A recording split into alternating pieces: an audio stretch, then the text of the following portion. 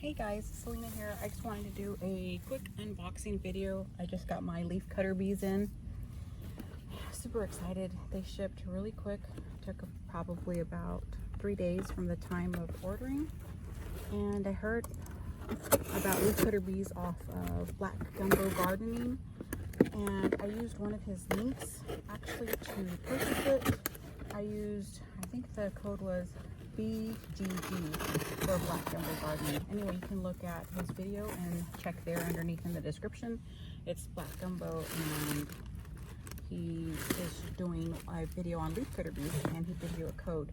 I don't have a code, I'm not affiliated, but I thought that the idea is really great. I was super excited about it.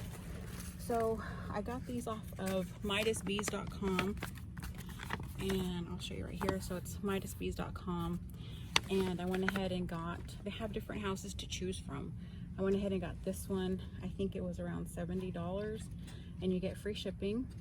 And the reason why I got the Leafcutter Bees is because I don't have enough bees to pollinate my garden. And I just thought I could use all the help that I could get. So I went ahead and got some cocoons. I believe it takes, depends on the temperature that you're at, your climate. So it can take about 2 to 4 weeks, I think, to hatch. Here are the cocoons. And you want to go ahead and set it outside. The warmer the better. These are summer bees. I think mason bees are the spring bees.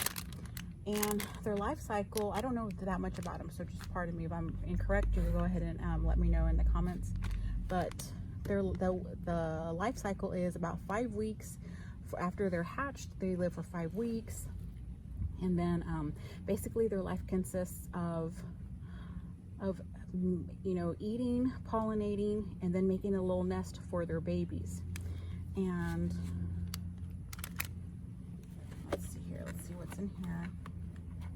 And then once they do that, their mission is complete, and it starts all over again. Now these are solitary bees, so it's really easy. They don't need a queen. They don't make honey. So they work alone, and so you don't have to like really tend to them. You just make their house, let them hatch, and then let them pollinate your garden. So I guess it would be good if I were to read the instructions, but again, I just want to do a quick unboxing just to let y'all see what I got. Okay, so I read the instructions, and you're supposed to put this one in first and slip it in, and then it'll go down, and you're going to want to leave this on so that the light doesn't come through. And I'll show you whenever I'm done putting it together, but I want to be able to put it on the fence first. I need to go find the drill and everything, and then I will show you completed, and you'll see. But basically, a quick run through. The empty one goes on the bottom, and there's different packages you can get, but if you get the one with the cocoons and the little babies inside, this one is going to go on the top, and it's going to I'm just going to cut this little flap or just tuck it in like that, shove it in there. The ones with the babies are going to stay on top. But before you do all that, this is the little cozy. I guess it has pheromones or some kind of attractants for the bees, so they can know this is their home. And put it in here. Of course, take it out of the package, put it back there, and then we'll put it all together in a little bit.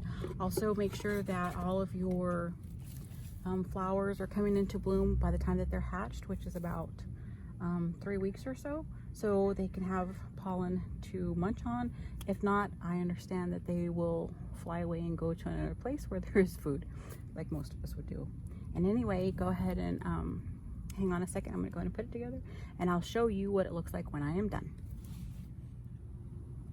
Oh, one other thing I wanted to mention.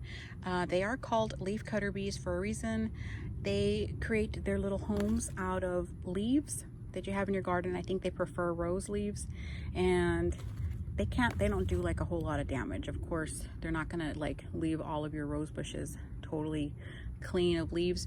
They're gonna grab a few pieces, and it does look like a little half circle or circles in your leaves, and usually they're in the rose leaves. I have a garden here, and I haven't seen any of those holes anywhere, but I'll attach a picture of what the Leafcutter bees, their work is, what it looks like on the leaves, so you can know what it looks like. But I haven't seen any issues. Again, I know I have some leafcutter bees around in the neighborhood. Obviously these haven't hatched, but like I said, they only stick to my roses, so I don't really have a problem with that.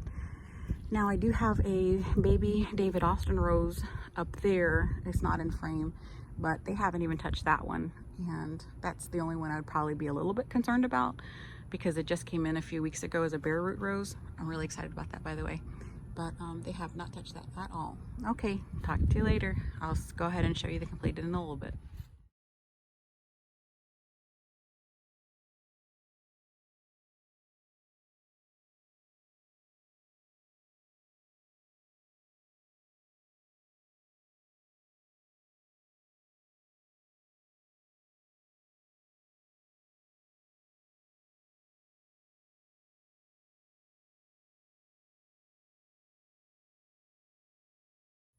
So here is the leafcutter home all put together.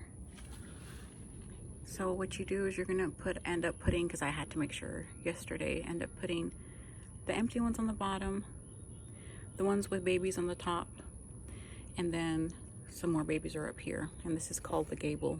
I didn't know at the time, but it slides in and out, and there's a box in there with more cocoons.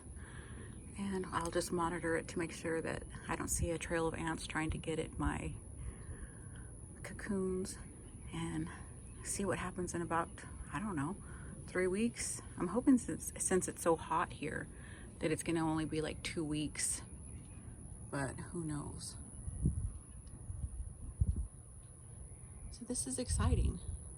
I'm gonna try to keep monitoring throughout the season, like how they emerge and what they're doing as far as pollinating, if it's helping, which I'm sure it will, but just updates here and there.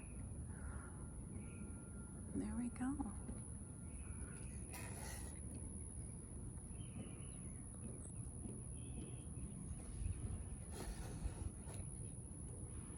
All right, well, thanks for watching.